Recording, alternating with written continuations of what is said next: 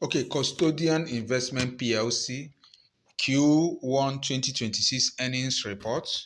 Profit is up by 63%. Share price up by 284% in the past 12 months. But here at what the headlines are not telling you.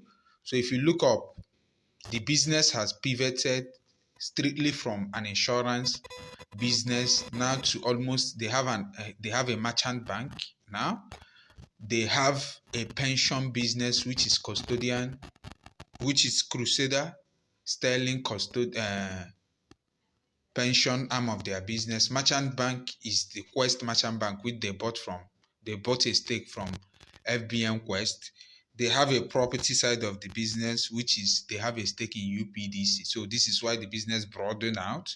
If you look up the investment, look up very well, you see that the investment is up.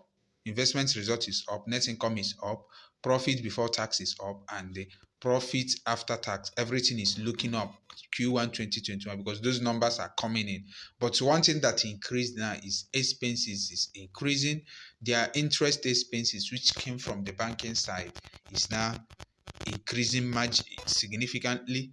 Then a lot of revaluation happened, so it helped. They earn so much money from the high interest environment. Then if you look at the ratios are looking pretty okay, but the expense ratio is bleeding. The combination ratio still makes sense, but it's decreased from the expense side of things. Then if you look at any other metrics, the underwriting side of the business also is not really that profitable, which is the insurance side of the business. Is not really that profitable. So the heavy lifting is coming from the other arm of the business. Then it's interesting to know if you look at the balance sheet too. So look at the numbers, read it up. If you look at the balance sheet, you see that everything is looking up. Total assets increased.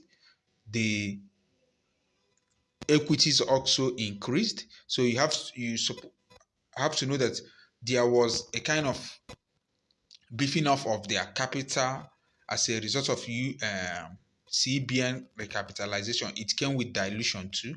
Then the non-life side of their insurance business is the best. The life side is making loss. They trimmed down on their UPDC asset. They sold off a little bit. On their portfolio, they are holding over 2 billion.